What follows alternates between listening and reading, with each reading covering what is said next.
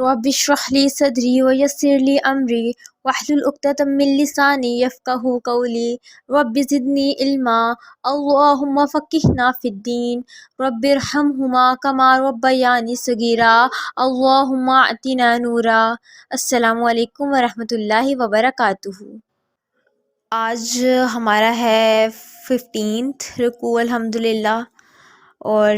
ہم چونکہ بنی اسرائیل کے متعلق پڑھ رہے تھے، ساتھ ساتھ میں درمیان میں نبی پاک سے ذکر آ گیا۔ آج پھر بنی اسرائیل سے ہی ہمارا رکوع سٹارٹ ہو رہا ہے کہ اللہ تعالیٰ فرماتے ہیں یا بنی اسرائیل اذکروا نعمتی التی انعمت علیکم،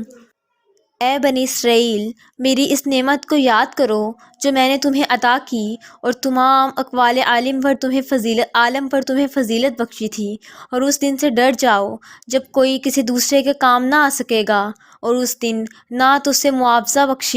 قبول کیا جائے گا اور نہ کسی کی سفارش اسے فائدہ دے گی اور نہ ہی اسے کوئی مدد ملے گی۔ یہاں پر ذکر کیا جا رہا ہے بنی اسرائیل کی فضیلت کا، جو فضیلت اللہ تعالیٰ نے ان کو تمام اقوام پر دی تھی۔ یعنی کہ بنی اسرائیل کا ذکر تقریباً 5ویں رکوع سے شروع ہوا تھا نا، اور آگے ہم نے ذکر کیا تھا اگلے 10 رکوع تک تقریباً انہی کا ذکر ہوگا، تو انہی کا ذکر کرتے کرتے اب اللہ تعالیٰ پوری تفصیل کے بعد اللہ تعالیٰ فرما رہے ہیں ان کو کہ میں نے تمہیں تمام اقوام پر فضیلت دی تھی کہ ان کو انسانوں کی ہدایت کا فریضہ بخشا تھا، مگر تم میں ایسی اخلاقی بیماریاں پیدا ہو گئیں جن کی وجہ سے انہیں امامت چھین لی گئی۔ تو اللہ تعالیٰ نے انہی اخلاقی بیماریوں کو ذکر تفصیل سے بیان کر دی ہے، جو کہ ہم نے پہلے الحمدللہ پچھلے رکوع میں پڑھ چکے ہیں، اور آخر میں انہیں وہی ہدایت کی جا رہی ہے جو شروع میں کی گئی تھی کہ اس دن سے ڈر کر اپنی ان برائیوں سے باز آ جاؤ، کہ کس دن سے؟ جس دن کوئی شخص دوسرے کے کام نہ آ سکے گا، نہ بدلہ قبول کیا جائے گا، نہ سفارش فائدہ دے گی، نہ ہی کوئی مدد ہوگی، نہ ہی کوئی ذریعہ کام آئے گا۔ تو اللہ تعالیٰ نے سارے پچھلے 10 رکوع میں بنی اسرائیل کی ساری نعمتوں کا، ان پر عنایات کا ذکر کرنے کے بعد آخر پہ، کیونکہ اس کے بعد سے ہمارا حضرت ابراہیم کو ٹاپک سٹارٹ ہو جائے گا انشاءاللہ نا، تو یہ اس میں بنی اسرائیل کا یہاں تک 10 رکوع میں مسلسل ذکر تھا، اور یہ اللہ تعالیٰ کہہ رہے ہیں کہ اب سب بتانے کے بعد، تفصیل سے بتانے کے بعد اللہ تعالیٰ کہہ رہے ہیں ابھی بھی اس دن سے ڈر جاؤ کہ جب کوئی بھی فائدہ کام نہیں آ سکے گا، نہ کوئی دوست کام آئے گا، نہ کوئی معاوضہ دے کر چھوٹ ملے گی، نہ سفارش قبول کی جائے گی، نہ ہی کوئی مدد ملے گی۔ اسی طرح اللہ تعالیٰ نے سورہ رعد میں فرماتے ہیں کیا وہ نہیں دیکھتے کہ ہم زمین کو اس کے کناروں سے گھٹاتے چلے آتے ہیں، اور اللہ حکم کرتا ہے کوئی اس کے حکم کو ہٹا نہیں سکتا، وہ بہت جلد حساب لینے والا ہے، وَهُوَ سَرِيعُ الْحِسَاب، اللہ تعالیٰ بہت جلد حساب لینے والے ہیں۔ وہ دن جس دن نہ کوئی فائدہ ہوگا، نہ کوئی سفارش قبول کی جائے گی، نہ کوئی مدد لی جائے گی، تو اللہ تعالیٰ کہہ رہے ہیں اس دن سے ڈرو۔ یہاں پر ہمیں مرنے سے پہلے اللہ کے پیارے ہونا ہے، ہمیں اپنی زندگی کو، اپنے ایمان کو، اپنے خواہشوں کو اللہ کے سپرد کرنا ہے، تاکہ جس دن کسی کی سفارش قبول نہیں ہوئی اس دن اللہ ہمارے ساتھ ہوں، اللہ کے عرش کا سایہ ہمیں نصیب ہو، ہم لوگ اللہ کی پناہ میں ہوں۔ آگے ہمارا نیکسٹ ٹاپک سٹارٹ ہوتا ہے حضرت ابراہیم کے متعلق، ہم انشاءاللہ ان کے متعلق پڑھتے ہیں۔ آگے اللہ تعالیٰ کہہ رہے ہیں وَإِذِ ابْتَلَىٰ إِبْرَاهِيمَ رَبُّهُ بِكَلِمَاتٍ، اور جب ابراہیم علیہ السلام کو ان کے رب نے کئی باتوں میں آزمایا تو انہوں نے ان سب باتوں کو پورا کیا۔ اور یہاں پر حضرت ابراہیم کی ایک طرح سے اللہ تعالیٰ تعریف بیان کر رہے ہیں۔ حضرت ابراہیم، ہم جتنا بھی پڑھتے ہیں نا، نبی پاک اور حضرت ابراہیم وہ تھے جن کو ان کی بیوی سے آزمایا گیا، ان کے باپ سے آزمایا گیا، ان کے بیٹے سے آزمایا گیا، ان کے دولت سے آزمایا گیا، ان کو ہر چیز سے آزمایا گیا، ان کو جوانی میں آزمایا گیا، ان کو بڑھاپے میں آزمایا گیا، ان کو ہر طرح سے آزمایا گیا۔ یہاں اللہ تعالیٰ کہہ رہے ہیں ان کے رب نے ان کو کئی باتوں سے آزمایا۔ ہم تھوڑا سا میں ڈسکس کر دیتی ہوں کہ حضرت ابراہیم کو کن کن سے آزمایا گیا۔ سب سے پہلے تو حضرت ابراہیم کو امامت نے ایسے ہی نہیں مل گئی تھی، ان کو جو جگہ جگہ اللہ تعالیٰ نے حضرت ابراہیم کی تعریف کی تھی، ان کو حنیفہ کہا ہے، ان کو یکسو ہونے والا کہا ہے، ان کو خلیل اللہ کا دوست کہا ہے، کیوں؟ ان کی پوری زندگی قربانی ہی قربانی تھی، انہوں نے اپنی پوری زندگی قربانی دیتے ہوئے گزاری ہے۔ دنیا میں انسان جن چیزوں سے بھی محبت کرتا ہے نا، ان میں کوئی بھی چیز ایسی نہیں تھی جسے حضرت ابراہیم نے حق کی خاطر قربان نہ کیا ہو، جن کے لیے حضرت ابراہیم نے مصائب نہ جھیلے ہو، جن میں سے میں چند ذکر کرتی ہوں۔ حضرت ابراہیم ایک بت گر تھے، یعنی کہ ایک بت گر تھے، نہیں اللہ معاف کرے، بت گر اور بت فروش کے گھر پیدا ہوئے تھے، یعنی کہ ان کے باپ آزر جو بت بناتے تھے اور بیچتے تھے، باپ چاہتا تھا کہ بیٹا ان کے کام میں ہاتھ بٹائے، لیکن حضرت ابراہیم نے الٹا ہی انداز اپنایا۔ جب آزر نے حضرت ابراہیم کو اپنی طرف بلایا تو وہ مایوس ہو گیا اور گھر سے نکال دینے کی دھمکی دی۔ تب حضرت ابراہیم نے اللہ کی خاطر، حق کی خاطر جلا وطنی قبول کی، یعنی کہ گھر سے نکال دیا گیا، وہ نکل گئے۔ کس لیے؟ کیونکہ وہ اللہ کو ایک ساتھ شریک نہیں ٹھہرا سکتے تھے۔ پہلی یہ قربانی ان کو گھر سے جلا وطن بھی ہونا پڑا اور گھر سے بھی نکلنا پڑا، اپنے باپ کو چھوڑنا پڑا۔ اسی طرح وہ جب قومی میلے کے موقع پر جب حضرت ابراہیم نے ان کے سارے بتوں کو توڑ دیا تھا، جس کے نتیجے میں حضرت ابراہیم کو آگ میں جلا دینے کا فیصلہ ہوا، حضرت ابراہیم نے خوشی خوشی آگ میں کودنا منظور کر لیا، لیکن حق کو پیچھے نہیں چھوڑا اور آگ میں کود گئے۔ وہ تو اللہ کی محبت تھی کہ اللہ نے ان کو بچا لیا، ان کے لیے اللہ آگ کو سلامتی والی کر دی۔ پھر تیسری قربانی، حضرت ابراہیم نے اپنی بیوی حضرت ہاجرہ اور دودھ پیتے بچے کو اللہ کے حکم کے مطابق ایک ایسے میدان میں چھوڑا جہاں دور دور تک کوئی بھی نہیں تھا، کھانے کے لیے بھی کچھ نہیں تھا، لوگ بھی نہیں تھے، جہاں کھانے پینے کا بندوبست بھی نہیں تھا اور دور دور تک آبادی بھی نہیں تھی۔ تیسری قربانی انہوں نے دی، پہلے انہوں نے دی اپنے باپ سے جدا ہونے کی قربانی اللہ کے لیے، پھر انہوں نے دی اپنے جان کی قربانی آگ میں کود کے، پھر ان کو اپنی بیوی کو بھی قربان کرنا پڑا اللہ کے لیے، پھر ان کو اپنے بچے سے بھی قربان کرنا پڑا، اور جب وہ بوڑھے ہوئے تو حضرت اسماعیل ذرا جوان ہوئے تو ان کو قربان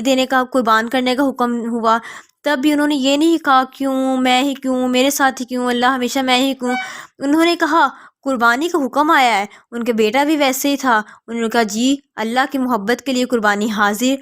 اس قربانی سے گزرے، جوان بیٹے کو قربان کرنے کے مرحلے سے گزرے۔ یہ سارے اس کے بعد بھی ان کی جو زندگی تھی حضرت ابراہیم کی سراپا قربانی تھی، انہوں نے اپنی زندگی میں صرف قربانی اور محبت کے سوا کچھ نہیں دیا۔ لیکن ہم لوگ اگر ان سارے قربانیوں پہ غور کریں نا تو دیکھیں گے اللہ تعالیٰ نے حضرت ابراہیم علیہ السلام سے قربانی مانگی ضرور تھی،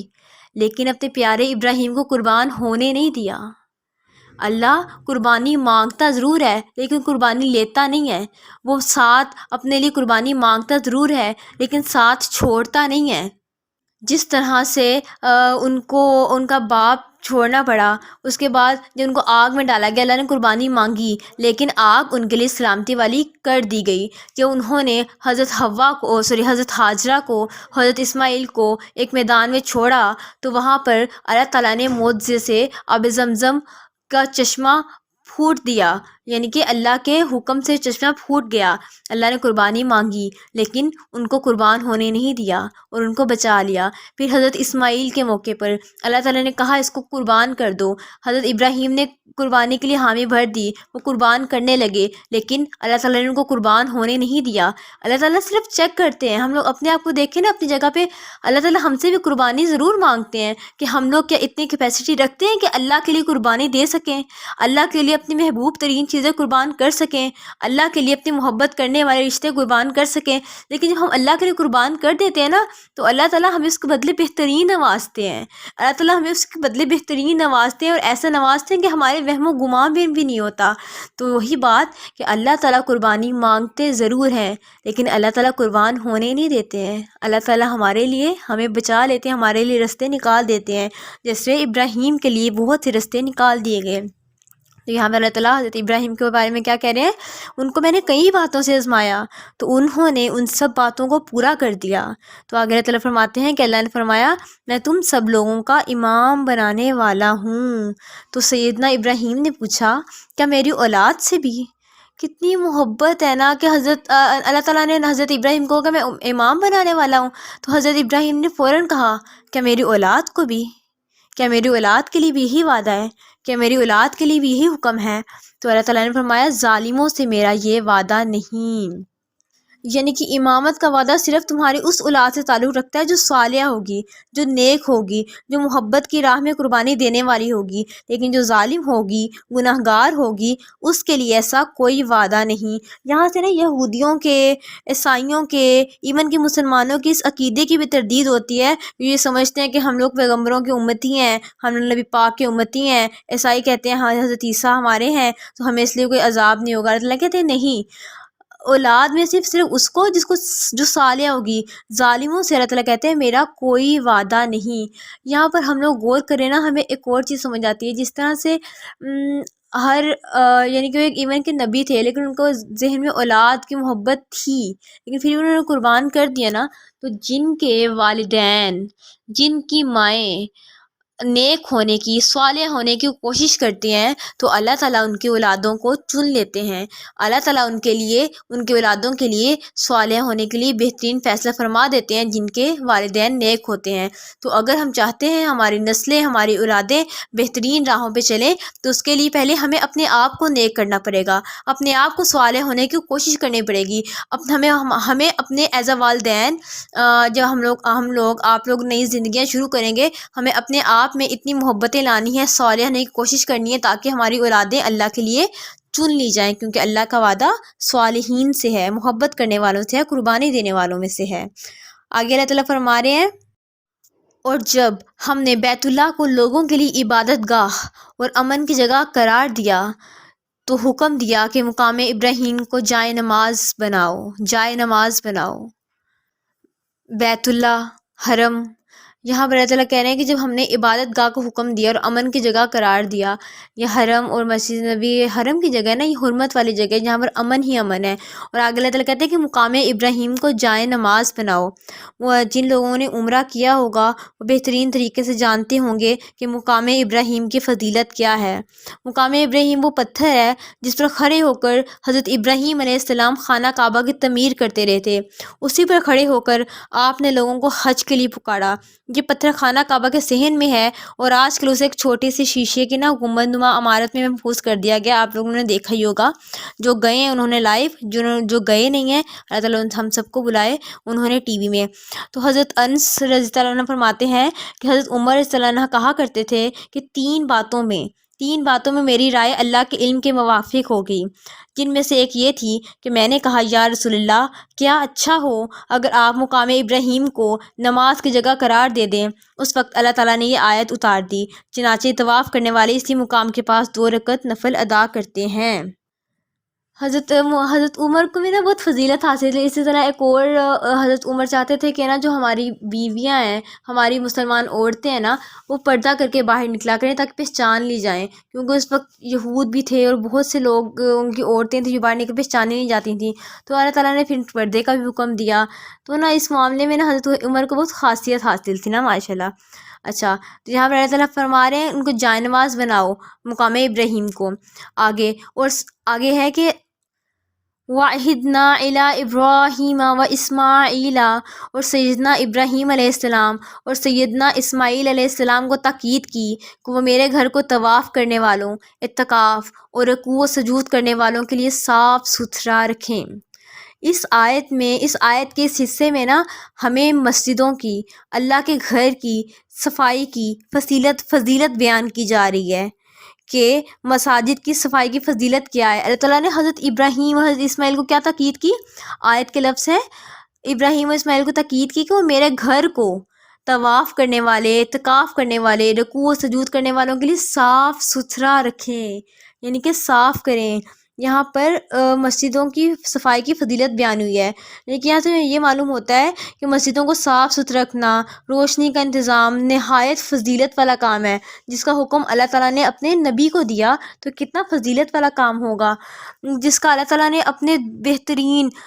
عزم والے رسولوں کو خاص حکم دیا قرآن میں۔ یہاں صفائی سے مراد صرف ظاہری صفائی نہیں ہے بلکہ باطنی صفائی بھی ہے، کہ اس گھر میں مشرک لوگ نہ آنے پائیں جو اللہ کے علاوہ دوسروں کو پکارنا شروع کر دیں، اسے گندہ نہ کر دیں۔ یہاں پر میں آپ کو کچھ احادیث بتاتی ہوں مسجد کی صفائی کے بارے میں۔ سیدنا انس کہتے ہیں کہ نبی پاک صلی اللہ علیہ وسلم نے فرمایا،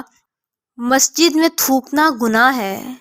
مسجد میں تھوکنا گناہ ہے اور اس کا کفارہ اسے دفن کر دینا ہے، یعنی کہ اس کو صاف کر دینا ہے۔ اسی طرح ایک اور روایت میں آتا ہے، سیدنا ابو ہریرہ فرماتے ہیں کہ ایک کالی عورت مسجد میں جھاڑو دیا کرتی تھی، وہ مر گئی۔ آپ نے جب اسے نہ دیکھا تو لوگوں سے اس کا حال پوچھا، انہوں نے کہا وہ مر گئی۔ آپ صلی اللہ علیہ وسلم نے فرمایا، تم نے مجھے کیوں خبر نہ کی؟ چلو اب اس کی قبر بناؤ۔ پھر آپ اس کی قبر پر گئے اور نماز پڑھی۔ یعنی کہ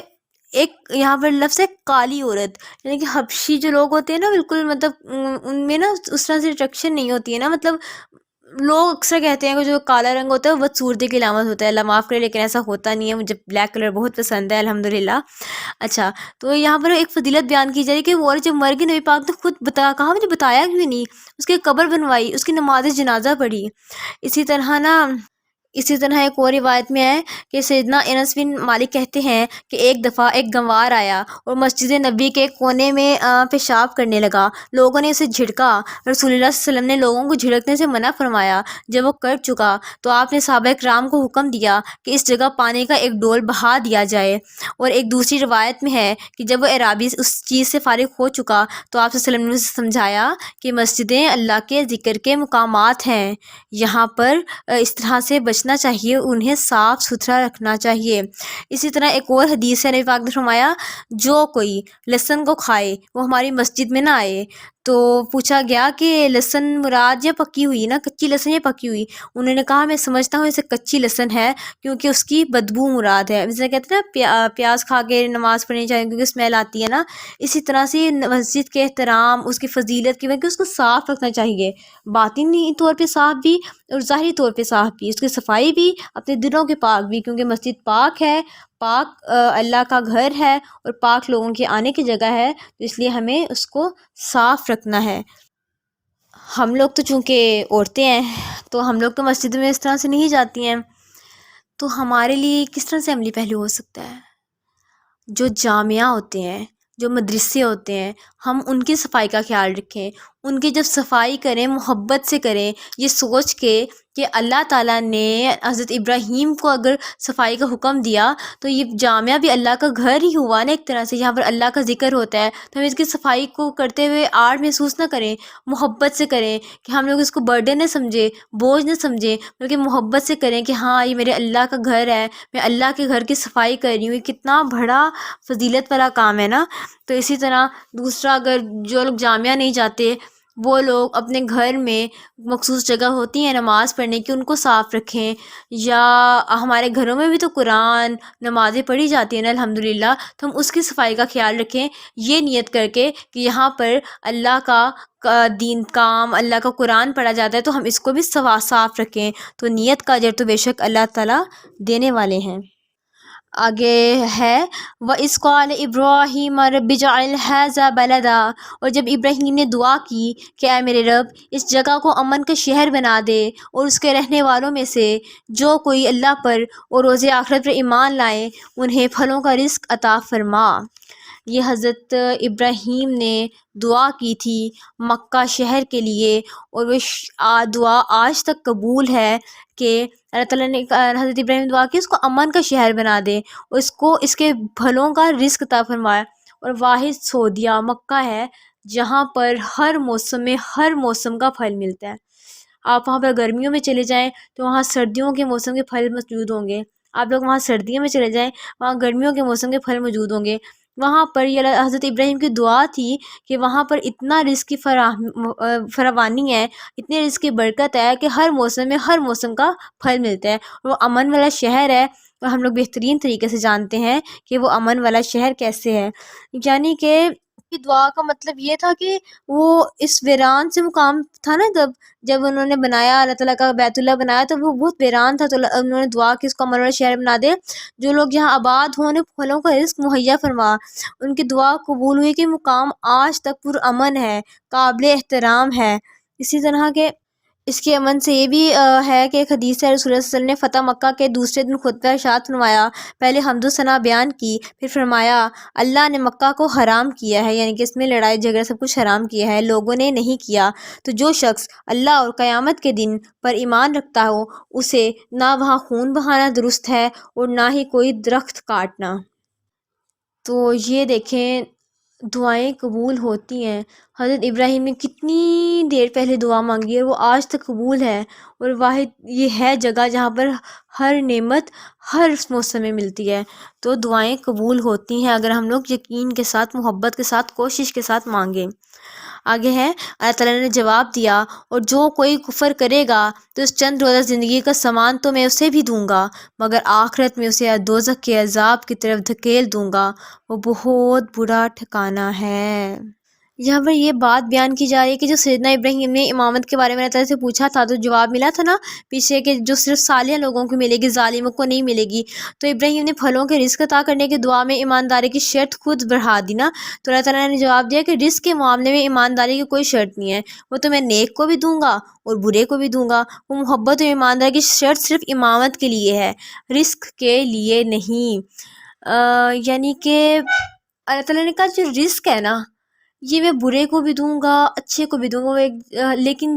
جو امامت ہے وہ میں صرف صالح لوگوں کو دوں گا۔ ہم نے اکثر یہ فقرہ کوڈ پڑھا ہوگا کہ جب اللہ تعالیٰ ناراض ہوتے ہیں تو وہ رزق نہیں چھینتے، اللہ تعالیٰ سجدے کی توفیق چھین لیتے ہیں، اور یہ آیت دلیل ہے کہ اللہ تعالیٰ کہتے ہیں رزق تو میں دوں گا، ہر ایک کو دوں گا، دنیا کا سامان دوں گا، لیکن اس کو امامت نہیں دوں گا، وہ صرف صالح لوگوں کو دوں گا، نیک لوگوں کو دوں گا، اور جو کہ کفر کرے گا، انکار کرے گا، اس دنیا کی زندگی کی طرف بھاگے گا تو اسے دنیا کی زندگی تو میں دے دوں گا، لیکن آخرت میں اس کو عذاب کی طرف دھکیل دوں گا،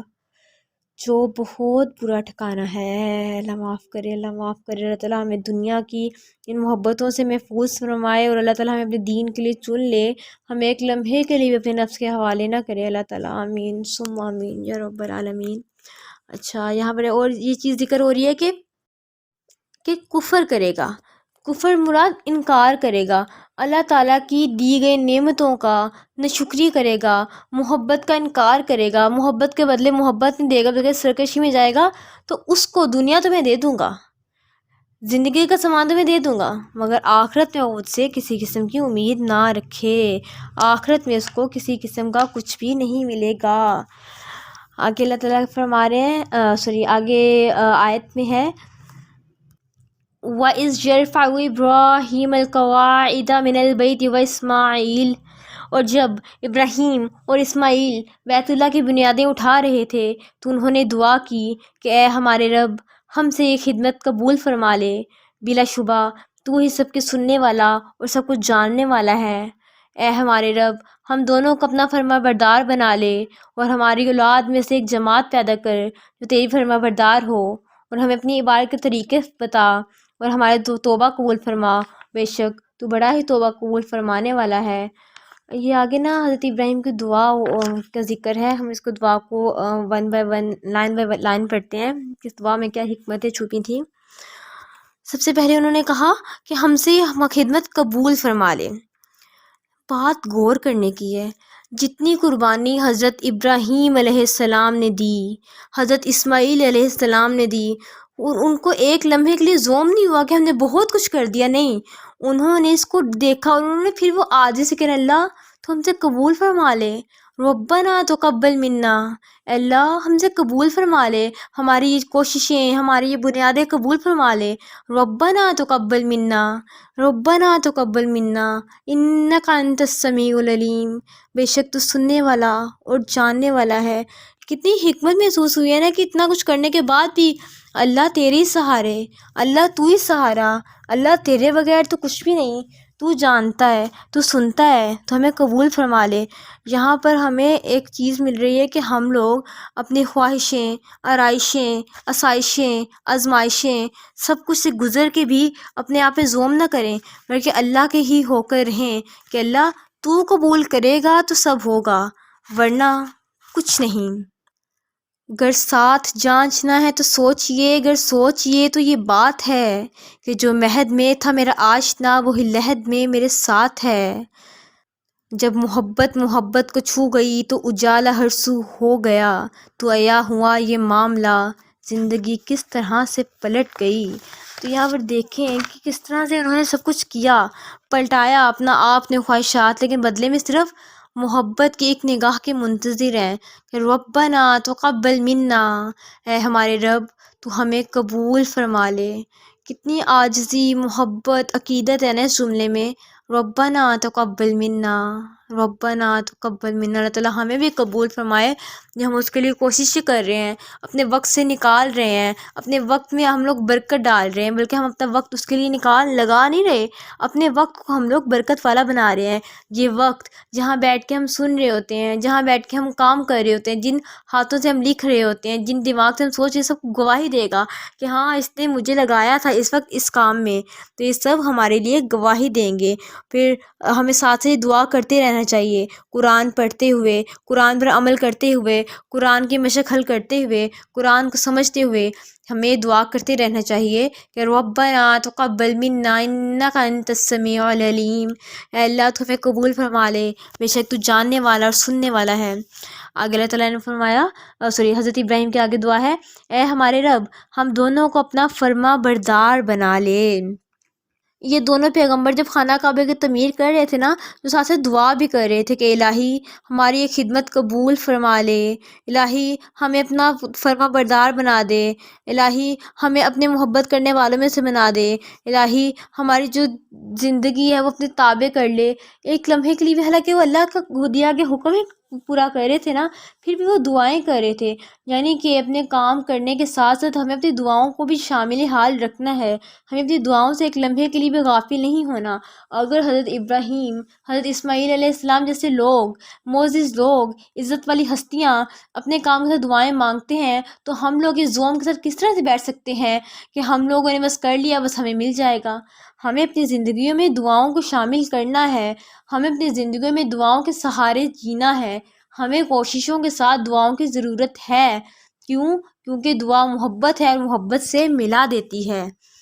ہمیں نا اپنے حالات کے مطابق دعائیں منتخب کر کے نا ان دعاؤں کو پڑھنا چاہیے، بہت محبت سے پڑھنا چاہیے، تاکہ تصویر بھی کی جا سکتی ہے، خصوصاً ایسی دعائیں جو قرآن پاک میں ذکر ہیں، جو انبیاء کی دعائیں ہیں جو قرآن میں ذکر ہیں، بہت سے آپ لوگوں نے پڑھی بھی ہوں گی۔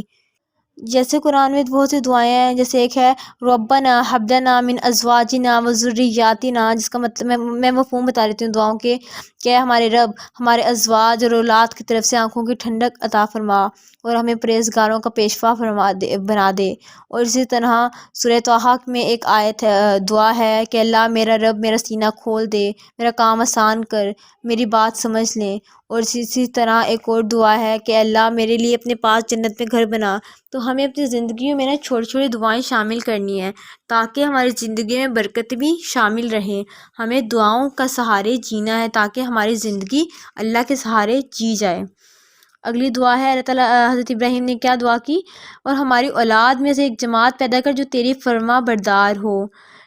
اور ہمیں اپنی عبادت کے طریقے بتا۔ مطلب کتنی محبت سے حضرت ابراہیم دعا کر رہے ہیں اللہ تعالیٰ سے کہ ہمارے، اور ساتھ ساتھ وہ اپنے اولاد کی نسل کو نہیں بھول رہے، وہ صرف اپنی آپ کے لیے نہیں مانگ رہے، اپنی نسل کے لیے مانگ رہے ہیں، اپنی نسل کے بقا کے لیے مانگ رہے ہیں کہ ایسی جماعت بھی، ہمیں بھی اپنا فرما بردار بنا اور ایسی جماعت بھی پیدا کر جو تیری فرما بردار ہو، جو تیری حکموں کو ماننے والی ہو، جو تیری حکموں کی اطاعت کرنے والی ہو، اور ہمیں اپنی عبادت کے طریقے سکھا دے۔ یہاں پر موسٹلی نا حج کے متعلق بھی بیان کی گئی ہے کہ عبادت کے طریقے کیا ہیں، جس میں نماز پڑھنے کا طریقہ، استغفار کرنے کا طریقہ، اور بہت سارے مطلب اس طرح کے طریقے ہیں۔ تو اگر اللہ سے کہتے ہیں اللہ ہماری توبہ قبول فرما لے، حالانکہ وہ انہوں نے پوری زندگی قربانیوں میں گزاری، محبتوں میں گزاری، اللہ کے لیے گزاری، پھر بھی وہ کہتے ہیں ہماری توبہ قبول فرما، اور ہم لوگ یہاں ایک نیکی کرتے ہیں اور ہمیں لگتا ہے کہ ہم لوگ بالکل بس پاک صاف ہو گئے ہیں۔ بے شک تو بڑا توبہ قبول کرنے والا اور نہایت رحم کرنے والا ہے۔ یہاں پر نا انبیاء سے کوئی نا گناہ سرزد نہیں ہوتا، یہ انہوں نے کہا توبہ قبول فرمایا، اس کا یہ مطلب نہیں ہے کہ ان سے کوئی گناہ ہوا تھا، بلکہ وہ اتنے زیادہ تقویٰ سے تھے کہ وہ ان کی شان اتنی بڑی کہ ذرا سی غفلت ان کے حق میں گناہ سمجھے،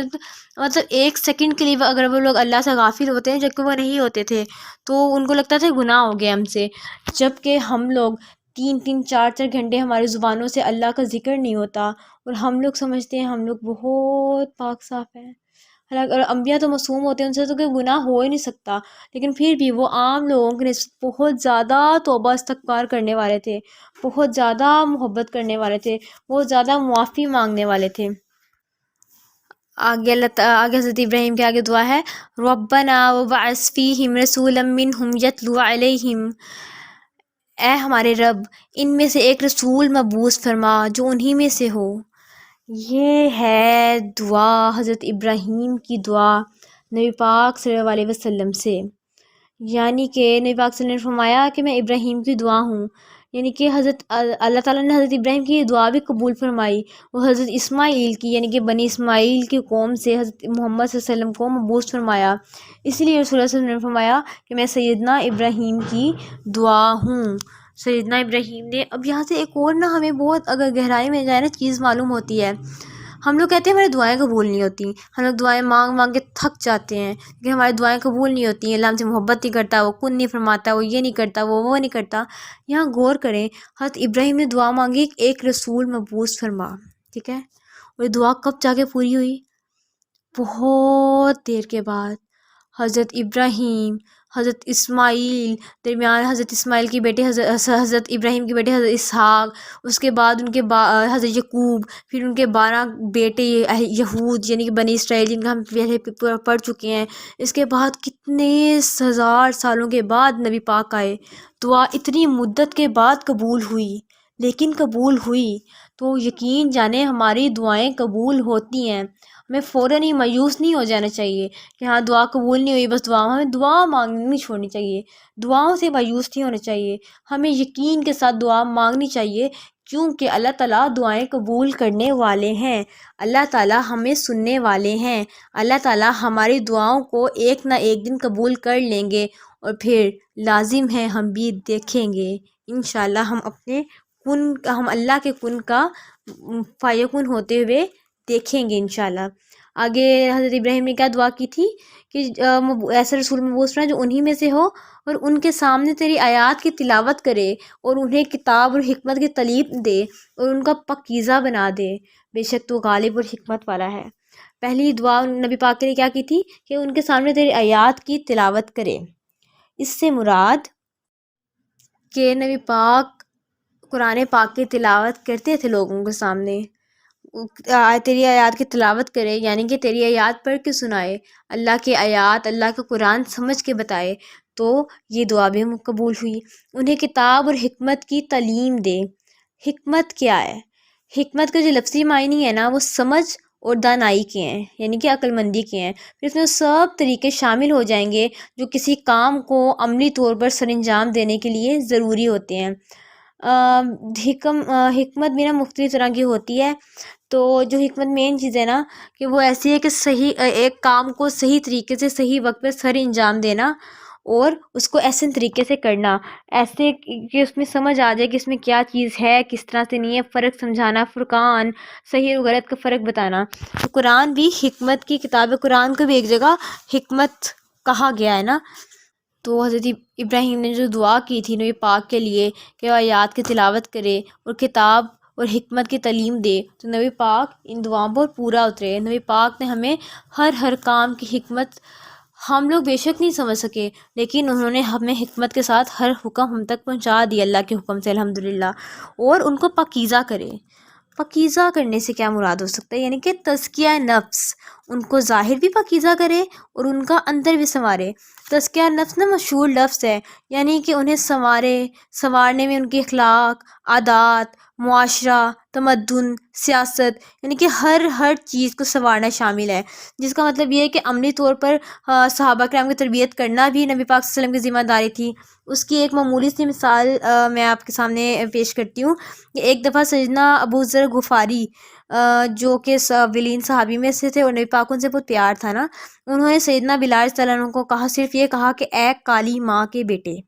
تو اتنی سی بات پر نبی پاک صلی اللہ علیہ وسلم نے حضرت ابو ذر غفاری پر شدید گرفت کرتے ہوئے فرمایا کہ تو ایسا شخص ہے جس میں سے ابھی تک جاہلیت کا اثر موجود ہے۔ یہ تھا آپ کا انداز تربیت، اور یہی تزکیہ نفس کا مفہوم ہے، یعنی کہ یعنی کہ صرف اللہ تعالیٰ کے نبی پاک نے قرآن پڑھ کے نہیں سنایا، ان کو حکمت بھی سمجھائی، ان کا اخلاق بھی سنوارا، ان کو محبت سے بھی نوازا، ان کو بتایا کہ ہاں اس طرح سے ہمیں کسی کے بارے میں کس طرح سے کچھ نہیں کہنا چاہیے، اس طرح سے ہمارے بظاہر ہمیں صفائی کے طریقے بھی بتائے، پاکیزہ کیا جسمانی طور پہ بھی اور قلبی طور پہ بھی، ہمیں ہر بغض اور کینہ، حسد، ان سے پاک کرنے کے طریقے بتائے اور حکم دیا کہ ہم ان سب سے پاک ہو جائیں۔ کیونکہ جب تک ہم پاک نہیں ہوں گے ہمارے دل میں اللہ کیسے آئے گا؟ اللہ تعالیٰ تو نہایت پاک ہیں، محبت کرنے والے ہیں، صاف ہے نا، تو وہ ایک گندے دل میں کیسے آ سکتے ہیں؟ جب ہم لوگ صاف ستھرے ہوں تو ہم لوگ بالکل، ہم لوگ نے کہیں شادی بھی جانا ہو نا، جسٹ امیجن ہم نے شادی بھی جانا ہو، بہت تیار شہر ہوں ہم لوگ نا، تو ہم راستے میں گزرے تو وہاں پر نا کیچڑ آ جائے اور بہت گند آ جائے سڑک پر نا، تو ہم لوگ بہت احتیاط سے گزرتے ہیں نا کہ ہم لوگ گندے نہ ہو جائیں۔ تو پھر اللہ تعالیٰ ہمارے ان دلوں میں جس میں بغض ہو، کینہ ہو، حسد ہو، کیسے آ سکتا ہے؟ اللہ تعالیٰ پاک دل میں آتا ہے، تو ہمیں اپنے دلوں کو پاک کرنا ہے کتاب سے، حکمت سے، محبت سے، قرآن سے، تاکہ ہمارے دل پاک ہو جائیں اور اس میں اللہ رب العزت کی مدد آ سکے۔ تو یہ تھی حضرت ابراہیم علیہ السلام کی دعائیں۔ میں ایک دفعہ دوبارہ دہرا دیتی ہوں کیا دعائیں تھیں، کہ اللہ ہمیں قبول فرما لے، اللہ ہمیں فرما بردار بنا لے اپنا، ہماری اولاد میں سے بھی ایسی جماعت پیدا کر جو تیری فرما بردار ہو، ہمیں عبادت کے طریقے بتا، ہماری توبہ قبول فرما، ہمارے میں سے رسول مبعوث فرما جو تیری آیات کی تلاوت کرے، کتاب اور حکمت کی تعلیم دے، انہیں پاکیزہ کرے۔ بلا شبہ تو غالب اور حکمت والا ہے، انک انت العزیز الحکیم۔ بلا شبہ اللہ تعالیٰ حکمت والے ہیں، وہ جانتے ہیں کب کس کی دعاؤں کو قبول کرنا ہے، وہ جانتے ہیں کہ کون کتنی طرف سے دعا مانگ رہا ہے، وہ جانتے ہیں کون قربانی دیتا ہے اور کون قربانی۔ یہاں پر نا آج کے سبق سے ایک بہت مزے کی چیز ہمیں لگتا ہے ملی ہے کہ قربانی دینے سے قرب ملتا ہے۔ قرب کس کا؟ اللہ کا قرب۔ قرب ہوتا ہے نا قریب ہونا، تو قرب کے راستے جانے میں ہمیں قربانی دینی پڑے گی۔ شعلوں کی برستی بارش میں کسی کو جب پانا چاہا، قربانی پہلی شرط رہی ہے۔ قربانی ہو نفس کی اپنی یا محبت کی قربانی ہو، کسی کو جب پانا ہو قربانی پہلی شرط رہی ہے۔ تو ہمیں اپنے کوئی بہت پیاری چیز قربان کرنی ہے، تاکہ ہمارے دل میں جس چیز کی شدت بڑھتی جائے گی نا اللہ کی محبت سے زیادہ، تو ہمیں قربان کرنی پڑے گی۔ تو بہتر یہی نہیں ہے کہ ہم لوگ اپنے دل میں اللہ کی محبت کو بڑھا لیں، کیونکہ اللہ تعالیٰ قرآن میں کہتے ہیں ایمان والے تو وہ ہیں جو اللہ کی محبت میں شدید ہوتے ہیں۔ تو ہمیں اپنے دل کو محبت کا، قربانی کا اور عقیدت کا امین بنانا ہے، تاکہ اس میں اللہ تعالیٰ آ جائیں، اس میں اللہ تعالیٰ ہمیشہ کے لیے ٹھہر جائیں اور ہمیں اپنے خواہشوں کے پیچھے بھاگنا نہ پڑے۔ اللہ تعالیٰ ہمارے دلوں کو اپنی محبت سے منور کر دے۔ وما علینا الا البلاغ المبین۔ السلام علیکم ورحمۃ اللہ وبرکاتہ۔